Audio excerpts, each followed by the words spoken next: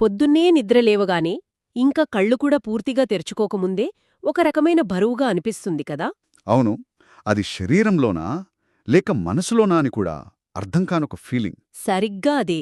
రాత్రంతా పడుకున్నా కూడా ఆ నిద్ర మనల్ని తాకినట్టు కూడా అనిపించదు. హ్మ్, ఏదో పొట్టలో కొంచెం బరువుగా, ఛాతీలో ఏదో తెలియని అసౌకర్యం. తలలో ఆలోచనలు అప్పుడే మొదలయి ఒకదాని తర్వాత ఒకటి ఆగకుండా ఆగకుండా తిరుగుతూ ఉంటాయి. ఆ క్షణంలో అనిపిస్తుంది, ఎందుకిలా ఉంది? వెంటనే మనసు ఒక కారణం వెతుక్కుంటుంది. అది దాని పని. అవును. నిన్న రాత్రి తిన్నదేమైనా అరగలేదా? కరెక్ట్. ఏదైనా మసాలా ఫుడ్ తిన్నానా అని. లేదంటే ఆలస్యంగా పడుకున్నాను కాబట్టి ఇలా ఉందేమో. మనకు మనమే కొన్ని సమాధానాలు చెప్పుకుంటాం. ఆ సమాధానాలు ఆ క్షణానికి మనల్ని కొంచెం శాంతపరుస్తాయి. ఒక చిన్న ఎక్స్ప్లెనేషన్ దొరికింది కదా, ఇక రోజును మొదలుపెట్టొచ్చు అన్నట్టు. అవును, ఒక ధైర్యాన్నిస్తాయి. కాని ఆ సమాధానం నిజంగా అసలు కారణాన్ని చెప్తోందా? లేక ఆ అసలు కారణాన్ని చూడకుండా మనల్ని పక్కకు తీసుకెళ్తోందా? హ్మ్, కరెక్ట్.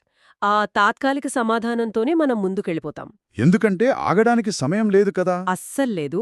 ఆఫీస్కి వెళ్ళాలి, ఇంట్లో పనులుంటాయి. వేరే వాళ్ళ అంచనాల్ని అందుకోవాలి. ఈ పనుల ప్రవాహంలో శరీరం ఉదయాన్నే ఇచ్చిన ఆ చిన్న సంకేతం, ఆ బరువు, ఆ సౌకర్యం. దాన్ని మనం పూర్తిగా విస్మరిస్తాం. ఈ బుక్ ఒక సింపుల్గా వినిపించే, కాని లోపల చాలా లోతైన ఆలోచన చెప్తుంది. మన శరీరం మనతో మాట్లాడే భాష గురించి. మనం దాన్ని ఎందుకు వినలేకపోతున్నామనే దాని గురించి. రోజు గడుస్తున్న కొద్దీ ఆ ప్రభావం బయట కనిపిస్తోంది. ఎలాగంటారు? ఎలాగంటే ఆఫీస్లో ఎవరైనా చిన్న మాట అన్నా మనకు విపరీతమైన చిరాకొస్తుంది. వస్తుంది. ఇంట్లో వాళ్ళేదైనా అడిగితే అసహనంగా సమాధానం చెప్తాం. ఎవరితోనైనా ఏదైనా ఒకటి చెప్పాలి, మనకిష్టం లేదని చెప్పాలి. కాని ఆ మాట గొంతు దాటి బయటికి రాదు, పెదాల దగ్గరే ఆగిపోతోంది. అవును. అవసరం లేకపోయినా మనకు ఇబ్బందిగా ఉన్నా ఎదుటివాళ్లు ఏమనుకుంటారో అని ఒక బలహీనమైన నవ్వు నవ్వి సరే అని తల ఊపుతాం. సరిగ్గా ఆ సరే అని తల ఊపిన ప్రతిసారీ లోపలున్న ఆ బరువు ఇంకాస్త పెరుగుతుంది కదా. పెరుగుతుంది. ఏదో తెలియని బండరాయి మనల్ని కిందికి లాగుతున్నట్టుగా ఉంటుంది. దానికి మనమొక పేరు పెట్టడానికి ఇష్టపడం. దాన్ని చూడటానికి కూడా ఇష్టపడం. ఎందుకంటే మన చుట్టూ ఉన్న ప్రపంచం, మనం పెరిగిన వాతావరణం మనకు కొన్ని మాటలు నేర్పించాయి. అడ్జస్ట్ అవ్వాలి. ఇంత చిన్న విషయానికి ఇంతలా ఆలోచించకూడదు. అందరి జీవితాల్లోనూ సమస్యలుంటాయి, ఇది పెద్ద విషయం కాదులే. ఈ మాటలు వినడానికి చాలా ఓదార్పుగా ఉంటాయి. తాత్కాలికంగా. అవును, మనసుకి తాత్కాలికంగా ఉపశమనమిస్తాయి. కాని మన మనసుని సమాధానపరుస్తున్న ప్రతిసారీ ఆ మాటలు శరీరానికి మరింత భారంగా మారుతాయి. మనం చెప్పకుండా లోపల దాచేసిన ప్రతి వద్దు, ప్రతి కాదు శరీరం మీద ఒక పొరలా పేరుకుపోతుంది. హ్మ్. ఇక్కడే మనం ఒక చాలా ముఖ్యమైన విషయాన్ని అర్థం చేసుకోవాలి. ఏంటది? మన శరీరం ఎప్పుడూ మనపై కోపం చూపించదు. అది మనల్ని శిక్షించాలని చూడదు. దాని ఉద్దేశం అది కాదు. మరి? అది కేవలం గుర్తు చేస్తోంది. ఓ. అది మనతో మాట్లాడటానికి ప్రయత్నిస్తోంది. అంటే ఒక అలారంలాగా అన్నమాట. సరిగ్గా. చాలా నెమ్మదిగా, చాలా సున్నితంగా. ఇక్కడేదో సరిగ్గా లేదు, లోపలేదో ఒకటి నీ గమనం కోరుకుంటోంది అని. చిన్న చిన్న సంకేతాలు పంపుతోంది. ఆ సంకేతాలే మనకు కడుపులో అసౌకర్యంగా, నిద్ర పట్టకపోవడంగా, రోజంతా నీరసంగా, ఏ పనిమీద శ్రద్ధ పెట్టలేకపోవడంగా కనిపిస్తాయి. అవి వేర్వేరు రూపాల్లో కనిపించినా వాటి వెనుక ఉన్న సందేశం మాత్రం ఒక్కటే. ఒక్కటే. మీరు చెప్పింది వినడానికి బాగానే ఉంది, కానీ ఒక ప్రశ్న. అడగండి. ప్రతి తలనొప్పికి, ప్రతి కడుపు నొప్పికి ఇంత లోతైన మానసిక కారణాన్ని ఆపాదించడం కరెక్టేనా? కొన్నిసార్లు అది నిజంగా మనం తిన్న ఆహారం వల్ల కావచ్చు కదా, లేదా వాతావరణం మారడం వల్ల కావచ్చు. అన్నిటినీ దీనికి ముడిపెట్టడం కొంచెం అతిశయోక్తిగా అనిపించడం లేదా? చాలా మంచి ప్రశ్న. నిజమే, ప్రతి చిన్న శారీరక ఇబ్బంది వెనుక పెద్ద మానసిక కారణం ఉండకపోవచ్చు. కొన్నిసార్లు అది కేవలం జీవసంబంధమైనదే. అవును. కాని ఒకే రకమైన ఇబ్బంది పదే పదే వస్తున్నప్పుడు, అంటే నెలలో చాలాసార్లు విపరీతమైన తలనొప్పి రావడం, లేదా ఎప్పుడూ కడుపులో గడబడగా ఉండడం, లేదా ఏ కారణం లేకుండానే విపరీతమైన నీరసం వెంటాడటం, అలాంటప్పుడు మనం ఆలోచించాలి. ఓకే. అది కేవలం శరీరం సమస్యేనా, లేక శరీరం మనతో ఏదైనా చెప్పడానికి ప్రయత్నిస్తోందా అని. అంటే ఒక ప్యాటర్న్ని గమనించమంటున్నారు. ఖచ్చితంగా. ఒక ప్యాటర్న్ని గమనించడం. ఆ ఇబ్బంది ఎప్పుడొస్తోంది, ఎలాంటి పరిస్థితుల్లో ఉన్నప్పుడు వస్తోంది, ఎవరితో మాట్లాడిన తర్వాత వస్తోంది. అవును, మనం ఏదైనా పని చేయాల్సొచ్చినప్పుడు వస్తోందా. ఈ ప్రశ్నలు వేసుకుంటే మనకు కొన్ని ఆసక్తికరమైన సమాధానాలు దొరుకుతాయి. కేవలం యాదృచ్ఛికం కాకపోవచ్చు. ఓకే, అర్థమైంది. కాని ఆ సంకేతాలను మనం ఎందుకు వినం?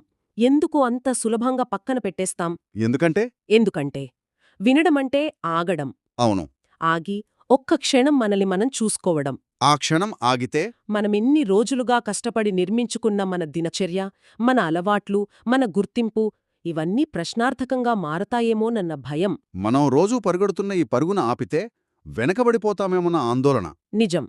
ఆగి లోపలికి చూస్తే అక్కడ మనకు నచ్చని నిజం ఏదైనా కనిపిస్తుందేమోనన్న భయం ఆ భయమే మనల్ని వినకుండా చేస్తుంది. పరిగెత్తిస్తూనే ఉంటుంది. దీనివల్ల ఒక పెద్ద అంతరం ఏర్పడుతుంది. బయటకు మనం కనిపించే తీరుకు, లోపల మనం అనుభవించే దానికి మధ్య. అందరి దృష్టిలో మనం చాలా బాధ్యత గలవాళ్లం. అందర్నీ అర్థం చేసుకునేవాళ్లం. ఎవరికి ఏ కష్టమొచ్చినా, ఏ అవసరమొచ్చినా, అర్ధరాత్రి అయినా మనం అందుబాటులో ఉంటాం. కాని ఈ ప్రక్రియలో ఇతరులకు ఇంతగా అందుబాటులో ఉంటున్న మనకు మనం ఎంతవరకు అందుబాటులో ఉన్నాం? ఈ ప్రశ్న చాలా ఇబ్బంది పెట్టే ప్రశ్న. మనమెప్పుడూ అడగం. ఒకవేళ అడిగినా దానికి సమాధానం చెప్పకుండా చాలా సులభంగా దాడవేస్తాం. ఎందుకంటే ఆ సమాధానం మనల్ని ఇబ్బంది పెడుతుంది. ఉమ్, నేను నా గురించి పట్టించుకోవడం లేదు అని ఒప్పుకోవడం చాలా కష్టం. కాని మనమా ప్రశ్నను మర్చిపోతామేమోగానే శరీరం మర్చిపోదు. అస్సలు మర్చిపోదు. మనం చెప్పకుండా దాచేసిన మాటల్ని, మనం అణచివేసిన భావోద్వేగాల్ని, మనం కాదని చెప్పలేక ఒప్పుకున్న పనుల్ని వాటన్నిటినీ మోస్తూ మనతో మాట్లాడుతూనే ఉంటుంది. ఇక్కడ ఒక విషయం గమనించాలి. మనం మానసిక ఒత్తిడికి గురైనప్పుడు లేదా మనకు ఇష్టం లేని పని చేస్తున్నప్పుడు మన శరీరం లోపల ఒక రకమైన అలజడి మొదలవుతుంది. ఓకే. అది మనల్ని ఏదో ఒక ప్రమాదం నుంచి కాపాడటానికి సిద్ధం చేస్తున్నట్టుగా ఉంటుంది. అంటే ఒక ఫైట్ లేదా ఫ్లైట్ రెస్పాన్స్ లాంటిదా? దాదాపుగా అలాంటిదే. మన శరీరం లోపల కొన్ని రసాయనాలు విడుదలవుతాయి. అవి మనల్ని ఎప్పుడూ రెడీ ఫర్ ఎ ఫైట్ అన్నట్టు ఉంచుతాయి. కానీ ఇక్కడ అసలు సమస్య ఏంటంటే ఆ ఫైట్ ఎప్పుడూ జరగదు. ఎందుకంటే మన బాస్తో మనం గొడవపడం, లేదా కుటుంబ సభ్యులతో మన అసంతృప్తిని పూర్తిగా బయటపెట్టం. దాంతో ఆ పోరాటానికి సిద్ధపడిన శక్తంతా లోపలే ఉండిపోతుంది. ఓ. అది బయటకు వెళ్లే దారి లేక మన శరీర వ్యవస్థల మీద ప్రభావం చూపించడం మొదలుపెడుతుంది. జీర్ణ వ్యవస్థ మీద, నిద్ర మీద, రోగనిరోధక శక్తి మీద, అన్నిటిమీద. అప్పుడు ఆ పేరుకుపోయిన శక్తి, ఆ టెన్షన్ తలనొప్పిగానో కడుపు నొప్పిగానో బయటపడుతుందన్నమాట. కరెక్ట్. ఇది చాలా ఆసక్తికరంగా ఉంది. ఈ పుస్తకంలో ఇలాంటి ఉదాహరణలేమైనా ఉన్నాయా? అంటే నిజ జీవితంలో ఇది ఎలా కనిపిస్తుందో చెప్పేవి. ఉన్నాయి. ఒక ఆసక్తికరమైన ఉదాహరణ ఉంది. ఎప్పుడూ ఇతరుల కోసం బతికే ఒక మహిళకు తీవ్రమైన కీళ్ల నొప్పులొస్తాయి. ఓ. ఆమె జీవితంలో ఎప్పుడూ తన గురించి కంటే తన భర్త, పిల్లల గురించే ఎక్కువ ఆలోచించింది. చాలామంది మనవాళ్లలాగే. అవును. వాళ్ల అవసరాల కోసం తన ఇష్టాయిష్టాలను పక్కన పెట్టింది. ఎన్నో రకాల వైద్యం చేయించుకున్నా ఆ నొప్పులు తగ్గవు. వైద్యులు కూడా ఏ కారణం కనుక్కోలేరా? కనుక్కోలేరు. చివరకు ఒక థెరపిస్ట్ సహాయంతో ఆమె తన గురించి ఆలోచించడం, తన కోసం సమయం కేటాయించడం. కొన్నిసార్లు నాకిదిష్టం లేదు అని చెప్పడం మొదలుపెట్టాక ఏమైంది? ఆమె నొప్పులు నెమ్మదిగా తగ్గడం మొదలయ్యాయి. వావ్! అంటే ఆమె తన భావోద్వేగాలకు, తన అవసరాలకు ఒక గొంతు ఇచ్చినప్పుడు శరీరం స్పందించడం మొదలుపెట్టింది. ఖచ్చితంగా. ఆమె చెప్పలేకపోయిన కాదులన్నీ ఆమె కీళ్లల్లో పేర్కుపోయినట్టుగా. ఆమె ఎప్పుడైతే తన కోసం మాట్లాడటం మొదలుపెట్టిందో ఆ భారం తగ్గడం మొదలైంది. ఇదేదో మాయ కాదు. కాదు. మనం మన భావోద్వేగాలను అణిచివేసినప్పుడు మన శరీరంలో దీర్ఘకాలికంగా ఒక ఒత్తిడి ఉంటుంది. ఆ ఒత్తిడి మన కండరాలను బిగదీస్తుంది, మన రోగనిరోధక శక్తిని బలహీనపరుస్తుంది. ఎప్పుడైతే ఆ మానసిక భారం తగ్గుతుందో శరీరం కూడా రిలాక్స్ అవడం మొదలవుతుంది. దానికదే హీలింగ్ ప్రాసెస్ని స్టార్ట్ చేసుకుంటుంది. అవును. మనం ఆ ప్రశ్నను మర్చిపోతామేమో గాని శరీరం మర్చిపోదు. అస్సలు. అది పదే పదే మళ్లీ మళ్లీ గుర్తుచేస్తూనే ఉంటుంది. ఒకసారి తలనొప్పి రూపంలో వస్తుంది. అప్పుడు మనం ఏదో ఒక టాబ్లెట్ వేసుకుని దాన్ని ఆపేస్తాం. ఇంకోసారి భుజాల నొప్పిల రూపంలో వస్తుంది. దానికి పని ఒత్తిడి అని పేరు పెడతాం. మరోసారి విపరీతమైన అలసట రూపంలో వస్తుంది. దానికి నిద్రలేమి కారణం అనుకుంటాం.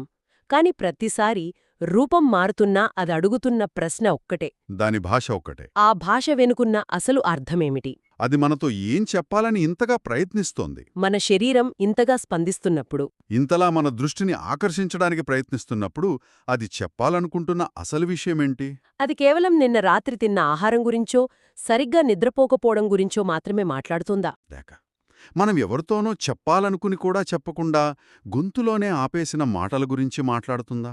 మనం వద్దనుకున్నా కూడా ఇతరుల కోసం భరించిన బాధ్యతల బరువు గురించి మాట్లాడుతోందా? మన మనస్సు లోపల ఎవరికీ కనిపించకుండా దాచుకున్న బాధల గురించి, భయాల గురించి, నిరాశల గురించి కూడా మాట్లాడుతుందా?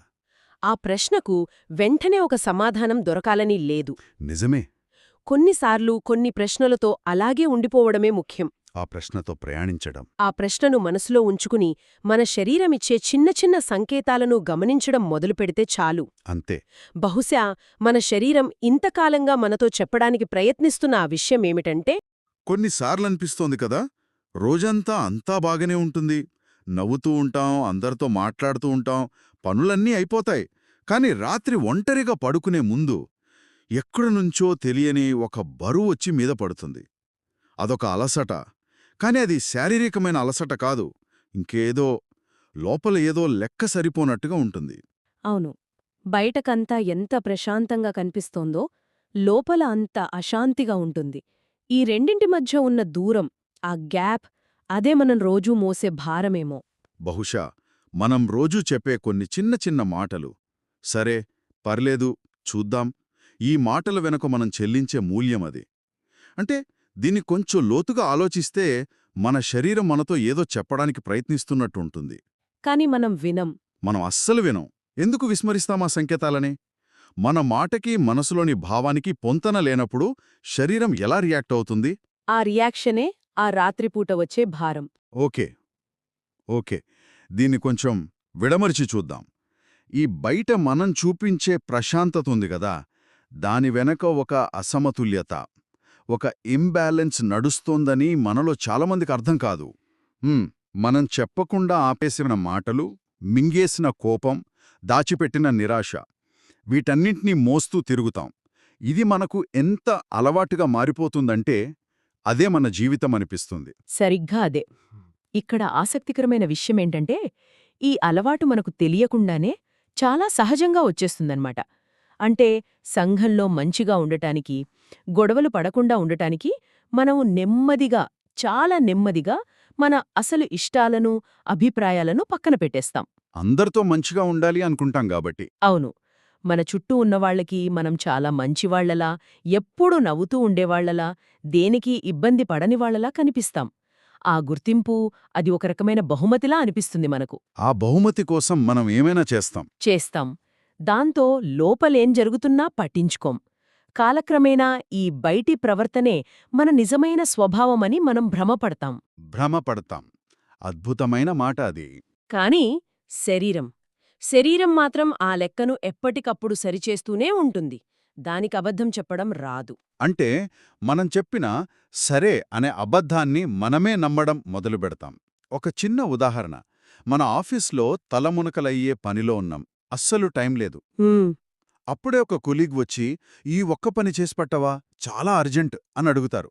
ఆ క్షణంలో మన లోపల వెంటనే ఒక చిన్న అలసట, ఒక చిన్న చిరాకు పుడుతుంది. అయ్యో, ఇప్పటికే బోలెడు పనుంది అని మనసు గుణుగుతుంది, కాని బయటకు రాదు. మన పెదాల మీదకొచ్చే మాట వేరే ఉంటుంది. సరే చూద్దాంలే అంటాం. ఎందుకంటే ఇప్పుడు కుదరదు అని చెప్పి వాళ్ళ ముఖంలో నిరాశ చూడటం కంటే సరే అని చెప్పడం ఆ క్షణానికి చాలా సులువు. ఆ గొడవను తప్పించుకున్నట్టుంటుంది. కరెక్ట్. ఆ క్షణంలో మనం ఒక చిన్న సంఘర్షణను తప్పించుకుంటాం, కాని ఒక పెద్ద అంతర్గత సంఘర్షణకు దారితీస్తాం. ఆ ఒక్క సరే అనే మాటలో మనం మోయలేనంత భారం పేరుకుపోతుంది. అంటే అది వెంటనే అస్సలు తెలీదు. శరీరం విశ్రాంతి అడిగింది, మనమివ్వలేదు. మనసు నిజాయితీగా ఉండమంది, మనం దాన్ని దాచిపెట్టాం. ఆ సరిపోని లెక్కే, ఆ గ్యాప్ ఉంది చూసారా, అదే రాత్రి మనల్ని నిద్రపోనివ్వకుండా చేసే అశాంతిగా మారుతుంది. కానీ ఇక్కడ నాకో సందేహం.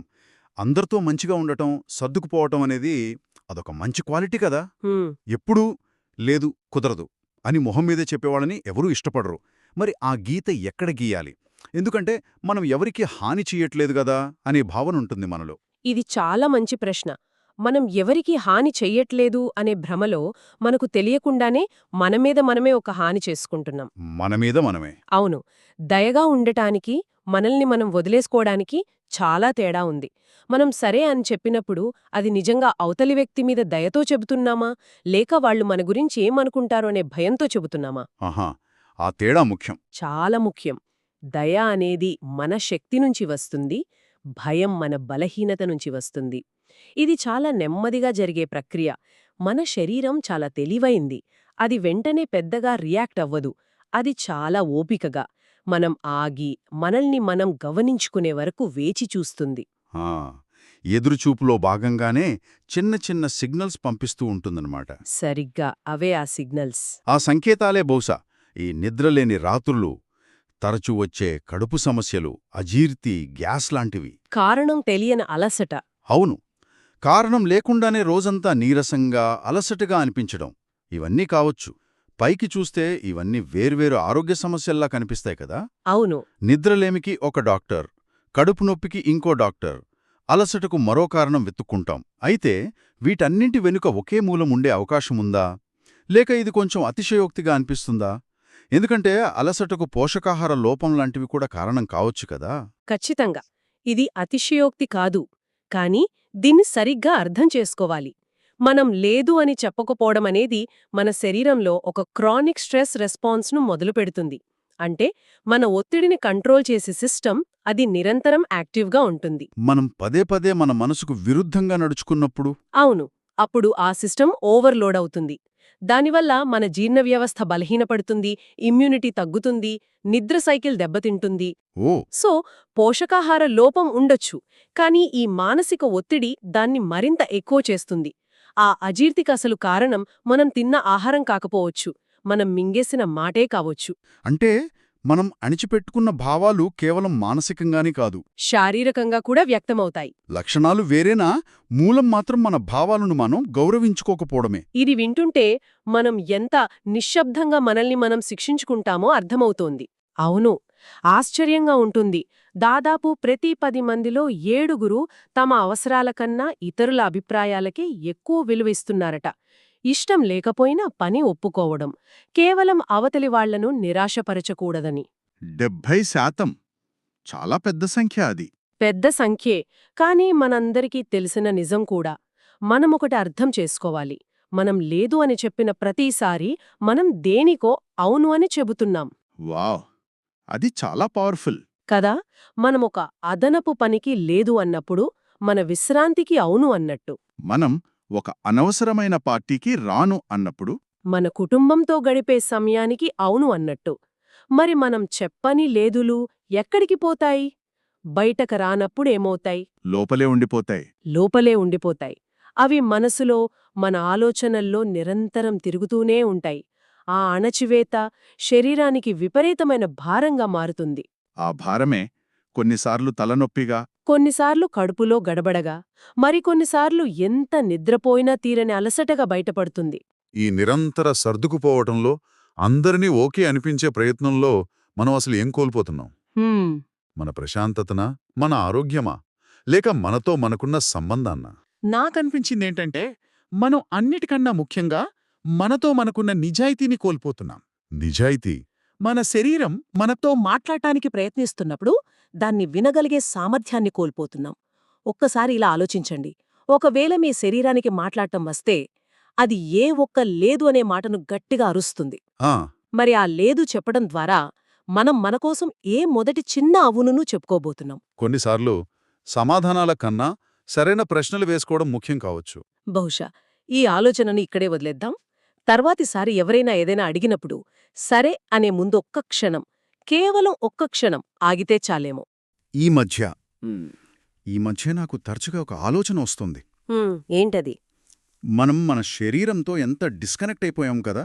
అంటే ఉదయం లేస్తాం, పనులు చేసుకుంటాం, రాత్రికి పడుకుంటాం, అంతా ఒక మెషీన్ లాగా. అవును, ఒక సాధనంలాగా వాడుకుంటున్నాం. సరిగ్గా. ఒక సాధనం మనల్ని ఒక చోట నుండి ఇంకొక చోటకి తీసుకెళ్లే ఒక వాహనం. దానికి అలసటగా ఉన్నా, దానికి విశ్రాంతి కావాలనిపిస్తున్నా మనం దాన్ని పట్టించుకోం. మనం దాన్ని పుష్ చేస్తూనే ఉంటాం. ముందుకు వెళ్ళు, ఇంకా పనిచేయి అని. ఎందుకలా చేస్తాం? భయం. భయమా? అవును, భయం. నెమ్మదిస్తే వెనుకపడిపోతామేమో అనే భయం, అవకాశాలు పోతాయేమో అనే భయం. ఆ ఒక్క ఫీలింగ్ మనల్ని ఎంతలా నడిపిస్తుందో మనం చాలాసార్లు గుర్తించం కూడా. నిజమే. శరీరం ఆగు అని చెప్పడం ఒక సిగ్నల్.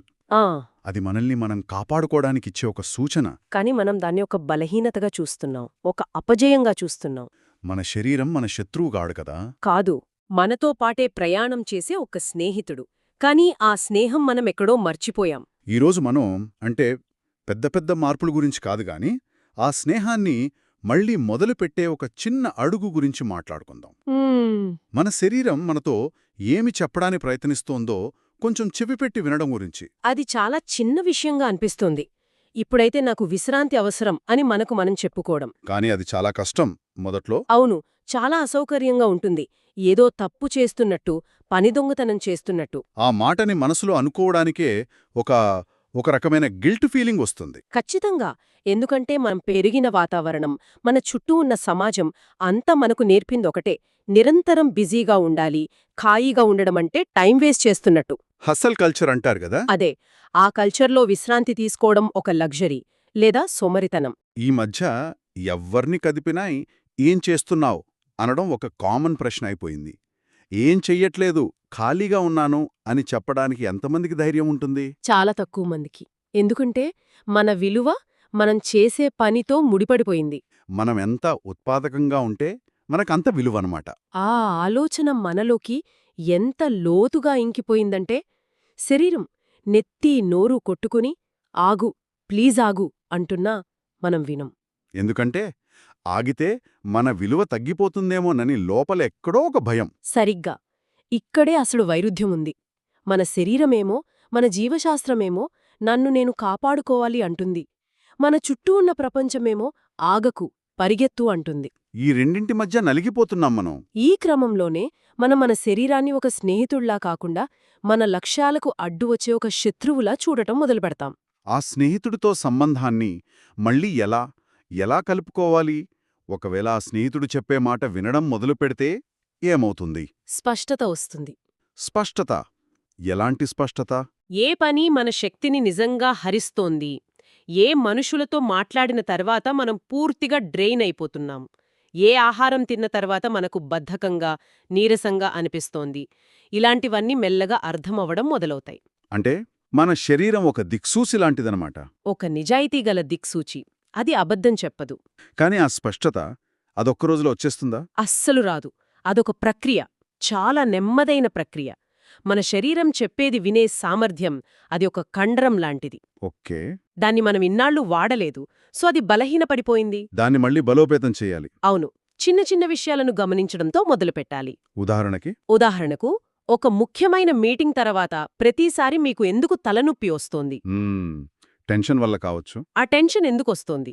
బహుశా ఆ మీటింగ్లో మీరు చెప్పాలనుకున్నది చెప్పలేక లోపల ఆ ఒత్తిడిని అణచిపెట్టుకుంటున్నారేమో. ఆ అణచివేతే తలనొప్పి రూపంలో బయటకొస్తోంది. అలాగా. లేదా మధ్యాహ్నం భోజనం తర్వాత ఎందుకు అంత నిద్రమత్తుగా, బద్ధకంగా అనిపిస్తుంది? అది చాలా కామన్ కదా. కామనే, కానీ ఎందుకు? బహుశా మనం తిన్న ఆహారంలో పిండి పదార్థాలు ఎక్కువై, బ్లడ్ షుగర్ లెవెల్స్ అమాంతం పెరిగి ఆ తర్వాత అంతే వేగంగా క్రాష్ అవుతున్నాయేమో. ఓహ్. ఆ బద్ధకమనేది మీ శరీరం మీకిస్తున్న ఫీడ్బ్యాక్, నువ్వు తిన్నది నాకు సెట్ అవ్వట్లేదు అని. ఇలాంటి చిన్న చిన్న శారీరక సంకేతాలను గమనించడంతో ఆ ప్రయాణం మొదలవుతుంది. మొదట గమనించడం, మార్చాలని కాదు, జస్ట్ గమనించడం. సరే, ఇదంతా బానే ఉంది. గమనించడం, వినడం. కానీ ఇక్కడ ఒక ప్రాక్టికల్ సమస్య ఉంది. చెప్పండి. ఆఫీస్లో నా మేనేజర్తో వెళ్ళి నాకు చాలా అలసటగా ఉంది, ఈరోజు నేను కాస్త నెమ్మదిగా పనిచేస్తాను అని చెప్పగలనా? కష్టమైన ప్రశ్నే. నన్నొక బలహీనుడిగా చూడరా? నా పనితీరు మీద అనుమానం రాదా? వస్తుంది, ఖచ్చితంగా వస్తుంది. దీన్నే వల్నరబిలిటీ పారాడాక్స్ అంటారు. అంటే మనం నిజాయితీగా మన బలహీనతను ఒప్పుకుంటే బంధాలు బలపడతాయి అని ఒకవైపు అంటాం. కాని కార్పొరేట్ ప్రపంచంలో ఆ బలహీనతనే ఒక అవకాశంగా తీసుకుని మనల్ని వెనక్కి నెట్టే ప్రమాదం కూడా ఉంది. అక్కడ పనితీరే ముఖ్యం.